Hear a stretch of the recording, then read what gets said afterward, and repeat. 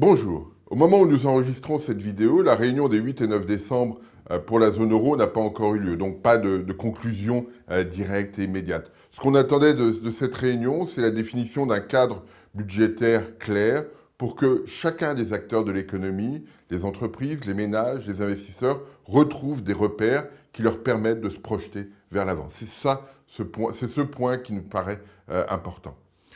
Aujourd'hui, nous aborderons deux thématiques. Une première sur les notations, après la mise en garde de l'agence de notation Standard & Poor's, qui a indiqué qu'elle mettait l'ensemble des pays de la zone euro sous surveillance négative. Elle a même indiqué que l'ensemble de l'Union européenne était sous surveillance négative, compte tenu du poids que peut avoir la zone euro au sein de l'Union européenne. Et puis on regardera une autre problématique très franco-française, puisqu'il y a beaucoup de discussions aujourd'hui sur la politique industrielle.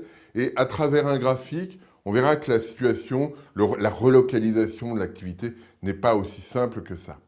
Sur les agences de notation, effectivement, Standard & Poor's a mis les pieds dans le plat en indiquant que tous les pays de la zone euro, y compris les pays qui sont AAA, pourraient être dégradés, y compris l'Allemagne. Alors, la spécificité pour les Français de cette notation, de ce rapport de Standard & Poor's, c'est de dire que tous les pays AAA pourraient être dégradés d'une note et la France pourrait être dégradée de 2 notes. C'est ce point qu'on va regarder. Mais avant cela, pourquoi quelle est la raison pour laquelle Standard & Poor's met l'ensemble de la zone euro sous surveillance? 3 points essentiellement. Le premier, c'est la difficulté qu'ont les Européens à trouver des solutions à la crise dans laquelle on se situe aujourd'hui. Ça, c'est quelque chose d'extrêmement important. Et la Standard & Poor's indique très clairement qu'elle sera très attentive aux conclusions de la réunion des 8 et 9 décembre pour tirer elle-même ses propres conclusions. Donc ça, c'est un premier élément. Deuxième élément, c'est une crainte du côté de Standard & Poor's de voir apparaître un credit crunch, c'est-à-dire une contraction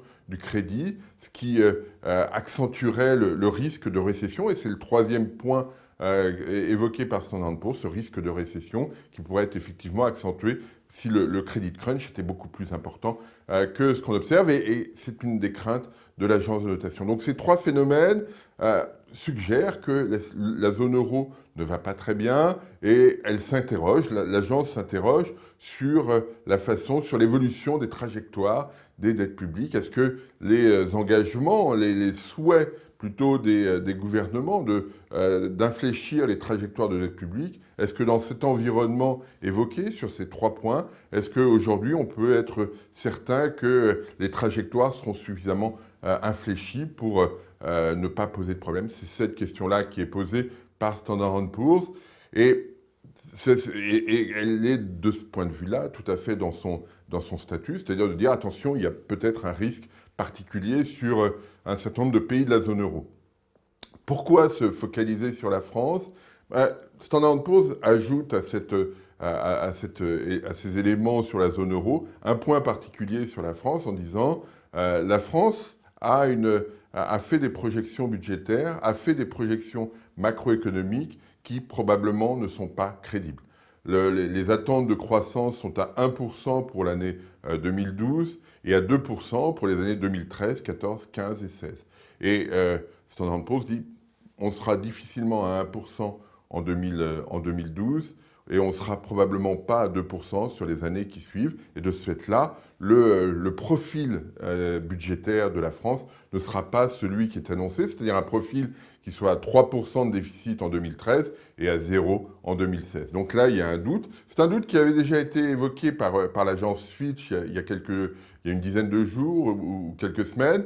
Et ce phénomène-là est très clairement pris en compte par l'agence Standard & Poor's. Alors ce qu'on peut voir, ce qu'on observe, c'est que effectivement, quand on regarde l'économie française depuis la reprise, depuis le point bas après la récession de 2008, eh bien, le rythme de croissance est de 1,4% en taux annualisé. On est probablement aujourd'hui entré dans une phase de fragilité conjoncturelle forte. Et donc, effectivement, les prévisions du gouvernement en matière de croissance sont probablement excessives. Et surtout, on ne sait pas très bien dans ce cadre-là quels sont les facteurs qui permettrait effectivement d'aller sur 2% spontanément. Et c'est cette histoire aussi qui manque dans le discours français, qui explique cette probable dégradation de la note française. Autre point qu'on voulait évoquer sur la politique industrielle, on parle beaucoup de réindustrialisation de la France. Un graphique pour montrer que c'est probablement un petit peu plus compliqué qu'on l'imagine. Vous avez ici sur le graphique l'évolution d'un indicateur de mondialisation du secteur manufacturier français. Vous prenez la valeur ajoutée du secteur manufacturier, vous regardez les importations, vous regardez les exportations, vous faites la somme des deux, vous la divisez par deux, ça donne l'impact étranger sur la production industrielle, sur la production manufacturière. Donc vous prenez importation plus exportation sur deux, que vous divisez par la valeur ajoutée, et vous apercevez que quand vous regardez le graphique, qu'en 1950, on est aux alentours de 30%. 30%, les échanges avec l'extérieur représentent à peu près 30% de la valeur ajoutée du secteur manufacturier. On voit qu'on est aux alentours de 100% en 1990 et on est aujourd'hui aux alentours de 220%. Ça veut dire qu'il y a une imbrication de la production manufacturière française dans le monde, pas simplement l'Europe, qui fait que retrouver une autonomie de production industrielle, de politique industrielle, est extrêmement compliqué parce qu'on a des dépendances vis-à-vis du reste du monde qui sont extrêmement fortes. Et recentrer la production industrielle sur la France, avoir une politique industrielle très forte, ça veut dire quoi? Ça veut dire qu'on relocalise un certain nombre de productions. Est-ce qu'on a les savoir-faire pour le faire?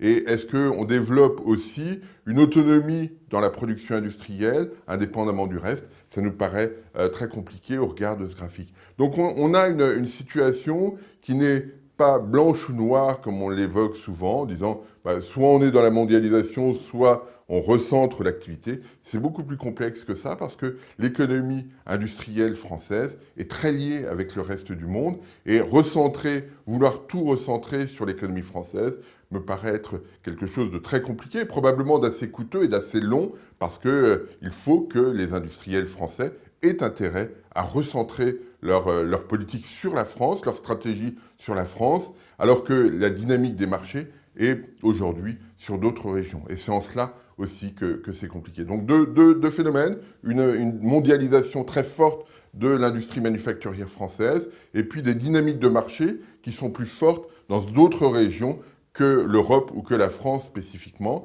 Et donc, le recentrage de la politique industrielle doit prendre en compte ces deux phénomènes. Et ça, c'est quelque chose qui forcément prendra du temps. Merci.